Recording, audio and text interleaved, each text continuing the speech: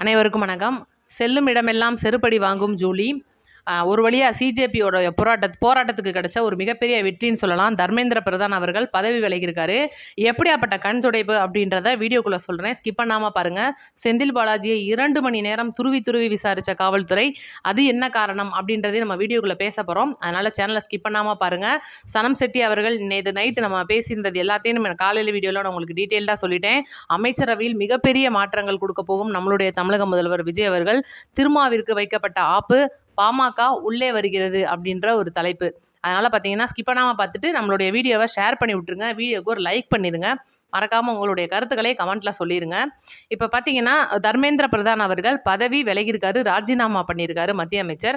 எதுக்காக அப்படின்னா அவருடைய ஆட்சி காலத்தில் இந்த 5 ஆண்டுகளில் 2 முறை பார்த்தீங்கன்னா அந்த லீக் ஆயிடுச்சு, அந்த நீட்டுடைய கொஸ்டின் பேப்பர் லீக் ஆயிடுச்சு. இதற்கு தர்மேந்திர பிரதான் அவர்கள் பொறுப்பேற்கணும்னு சொல்லிட்டு தான் அந்த காக்ரோச் ஜனதா பார்ட்டி இவ்வளோ பெரிய போராட்டத்தை ஆரம்பித்தாங்க. டெல்லியோட ஜந்தர் மந்தர்லேருந்து நாடாளுமன்றத்துக்குள்ளே நுழையிறது மிகப்பெரிய போராட்டமானது. மாணவர்களுக்குள்ளே அடிதடி நடந்தது, மாணவர்களை காவல்துறை தாக்குனது. இதுக்கப்புறம் இந்த போராட்டம் மாநிலம் முழுவதும் பரவுனது. இவ்வளோ தூரம் நம்ம கிட்டத்தட்ட ஒரு 10 நாளாக பார்த்துக்கிட்டு இருக்கோம். தமிழகத்தை பொறுத்த வரைக்கும் ஒரு 3 நாட்களாக இது அதிக அளவில் இப்போ பேசப்பட்டு வந்துச்சு. இதுக்கு முக்கிய காரணமாக இருந்தது திமுக.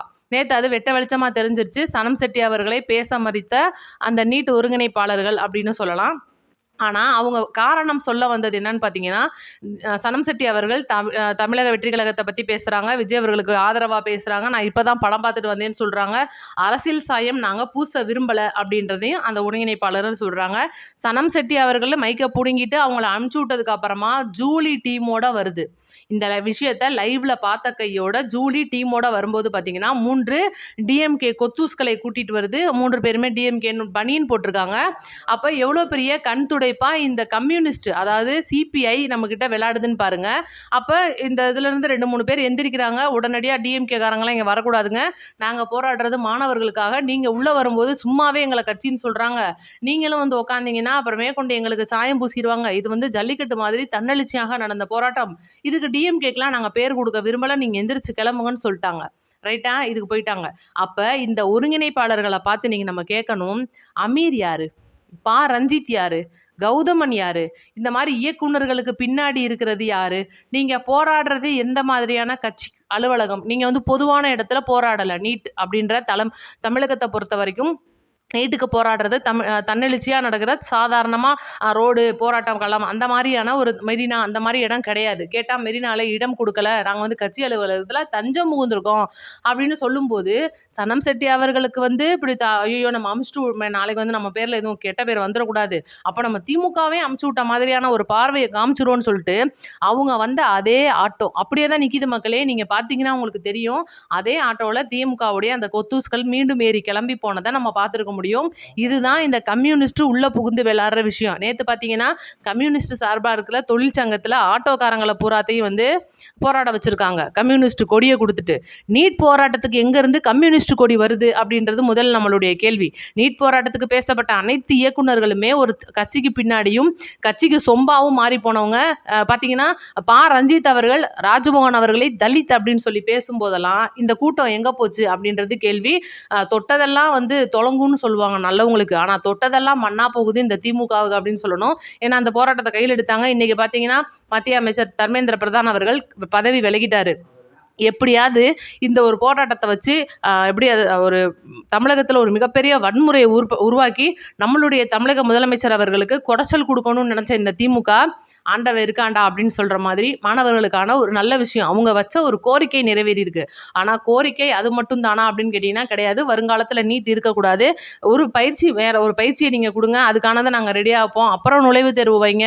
இந்த நீட் மாதிரியான லட்சக்கணக்கில் சம்பாதிக்கிறத நாங்கள் கொண்டுட்டு போய் அங்கே கொட்ட முடியாது, எங்களுடைய பேரண்ட்ஸ் ரொம்ப வருத்தப்படுறாங்க அப்படின்ற விஷயத்த அவங்க முன்வைக்கிற அந்த ஒரு விஷயம் சீக்கிரமாக மத்திய துறையிலேருந்து பரிசீலனை பண்ணுவாங்க அப்படின்றத நம்ம எதிர்பார்ப்போம். இப்போ மாணவர்கள்லாம் கலைஞ்சு போக கொஞ்சம் கொஞ்சமாக ஆரம்பிச்சிருக்காங்க. இதெல்லாம் தாண்டி இப்போ ஜந்தர் மந்தர் பகுதியில் சில தீவிரவாத நடமாட்டங்கள், சில பார்த்தீங்கன்னா தீவிரவாதிகள்லாம் எப்படின்னா, அதாவது ஒரு சம்மந்தமே இல்லாமல் மாணவர்களுடைய உடையில், காவல்துறையோட உடையில் இந்த மாதிரி தப்பெல்லாம் நடந்துடக்கூடாது, மாணவர்களுடைய படிப்பு 10 நாளாக கெட்டுக்கிட்டு இருக்கு, அவங்க இந்த மாதிரி காவல்துறையிட்ட அடி வாங்குறது, இது எல்லாத்தையும் என்னால் தாங்க முடியல இல்லைன்னு சொல்லிட்டு தர்மேந்திர பிரதான் அவர்கள் ஒரு அறிக்கையை கொடுத்துட்டு அவருடைய ராஜினாமாவை முதல்வர் மோடி அவர்களுக்கு கொடுத்துருக்காரு. இது போக ஒரு சில குரூப், அதாவது இந்த நீட் போராட்டத்தில் இந்த சிஜேபியை சேர்ந்த ஒரு சில குரூப் பார்த்தீங்கன்னா, தர்மேந்திர பிரதான் பதவி விலகினாலாம் எங்களுக்கு பத்தாதுங்க, மோடி பதவி விலகணும்னு சொல்லிட்டு அந்த ஒரு முழக்கத்தையும் வந்து கொடுத்துட்டு இருக்காங்க. அப்போ யோசிச்சு பாருங்க, இந்த போராட்டம் எதை நோக்கி போய்கிட்டு இருக்கு அப்படின்னு. அதனால பார்ப்போம், இன்னும் அடுத்த கட்ட நடவடிக்கைக்கு என்ன கொண்டுட்டு போவாங்கன்னு பார்ப்போம். இந்த திமுகவுடைய கொத்துவான ஜூலிக்கு இது வந்து ஒரு நல்ல செருப்படி அப்படின்னு தான் சொல்லணும். அடுத்து நம்மளுடைய தமிழக முதலமைச்சர் அவர்கள் இந்த காவிரி மேகதாது பிரச்சனை வந்து இன்னைக்கு கையில் பெருமளவில் போயிட்டு இருக்கு. அடுத்து பார்த்தீங்கன்னா அந்த குடிநீர் பிரச்சனைக்கு வர அளவுக்கான ஒரு பிரச்சனை வந்துடும், அவங்க மேகதாது அணுவை கட்டி விட்டுட்டாங்கன்னா சொல்லிட்டு நம்மளுடைய கர்நாடகாவுடைய முதலமைச்சர் அவர்கள் அழைப்பின் பேரில் நம்மளுடைய முதலமைச்சர் அவர்கள் ஆகஸ்ட் 5ஆம் தேதி கர்நாடகாவுக்கு போய் அந்த பிரச்சனையை வந்து தீர்க்கிறதா இருக்காரு.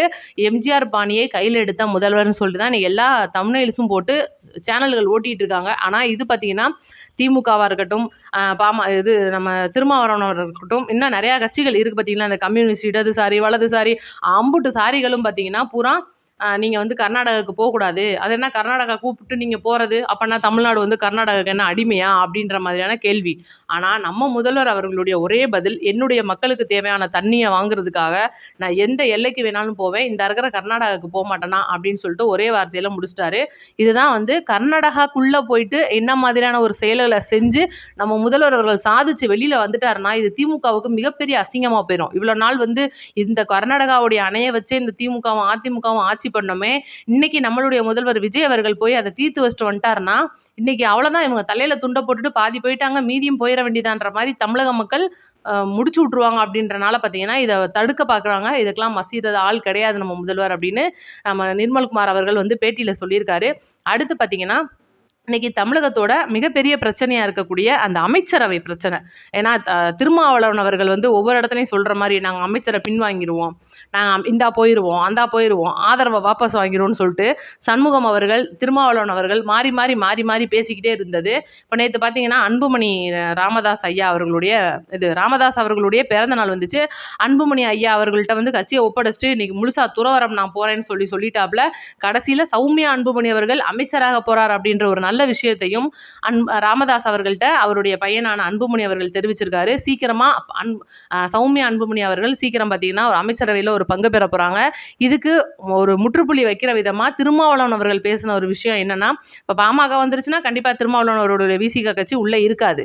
இதெல்லாம் தாண்டி இன்னைக்கு வன்னியரசு அவர்கள் தனிப்பட்ட முறையில் சமூக நீதித்துறை அமைச்சராக தொடரணும் அப்படின்னா அவருக்கு கட்சியில் இடம் கிடையாதுன்னு திருமாவளவன் அவர்கள் மறைமுகமாகவும் நிறைய இடத்துல சொல்லியிருக்காரு. ஏன்னா இன்னைக்கு சமூக நீதித்துறையாக இருக்கிற வன்னியரசு அவர்கள் மிகப்பெரிய அளவிலான சாதனைகளை செஞ்சுட்டு வர்றாருன்னு சொல்லணும். மக்கள் இத்தனை வருஷமா, கடந்த 30 வருஷமா போராடிக்கிட்டு இருக்கிற ஆதி திராவிடர் மற்றும் தலித் அந்த இனங்களுக்கான மிகப்பெரிய பழங்குடியினர் மற்றும் அவங்களுக்கான ஒரு ஜாதி சான்றிதழை 2 நாட்களில் நீங்கள் கோட்டாட்சியர் அலுவலகத்தில் வாங்கிடலாம்.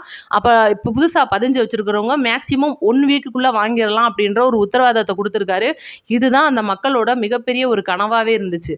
ஏன்னா அவங்களுடைய அந்த ஜாதி சான்றிதழை வச்சு தான் அவங்களுக்கு தேவையான சலுகைகளை அவங்க கேட்டு பெற முடியும் அப்படின்ற ஒரு கட்டாயத்தில் இன்னைக்கு நம்ம தமிழ்நாடு இருக்கு அப்படின்றதும், சீக்கிரமா இந்த முறை ஒழிக்கப்படணும் அப்படின்றதும் தான் அந்த மக்களுடைய ஒரு கோரிக்கை. இதையும் அந்த வன்னியரசு அவர்கள் சிறப்பாக செயல்பட்டுக்கிட்டு வராரு. ஆனால் இதெல்லாம் பிடிக்காத திருமாவளவன் அவர்கள் அதை எப்படி பாமக உள்ள வரலாம், நாங்கள் இப்போ கிளம்பிடுவோன்ற மாதிரியான செயல்களை இப்போ மேடைகளில் பேசிக்கிட்டு வராரு. கூட்டணியில் இருந்த காங்கிரஸை இப்போ பார்த்தீங்கன்னா அவங்கெல்லாம் ஒரே கூட்டணியில் சேர்ந்தவங்க, ஆனால் இந்த காங்கிரஸை பார்த்தீங்கன்னா இப்போ எதிர்க்கிறாரு. ஏன்னா காங்கிரஸ் எப்படிங்க நீட்டை வந்து முடிச்சு விடும், அவங்க கொண்டுட்டு வந்ததே அவங்க தானே அப்படின்ற மாதிரி பேசுகிறாரு. ஆனால் கடந்த 5 வருடங்களில் காங்கிரஸோட தான் திருமாவளவன் அவர்களும் கூட்டணியில் இருந்தார். மக்கள் எல்லாருமே முட்டாள் அப்படின்னு நினச்சிக்கிட்டு இருக்கிற இந்த திமுக, திருமாவளவன், இந்த மாதிரி ராகுல் காந்தி, இந்த மாதிரி ஆட்களுக்கு சீக்கிரம் வந்து மக்கள் பாடம் புகட்டுவாங்க.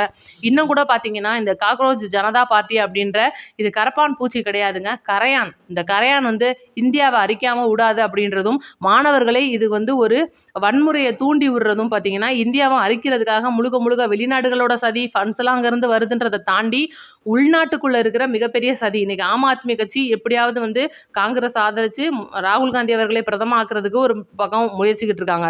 இதுதாண்டா சாக்குன்னு சொல்லிட்டு திமுக ஒரு பக்கம் இறங்கி நம்ம முதல்வர் அவர்களுக்கு எதிராக 4-5 போராட்டத்தை நடத்தி விடுங்கப்பான்னு சொல்லிக்கிட்டு இருக்காங்க. திரைத்துறையிலேருந்து ஆளை கூப்பிடுறாங்க.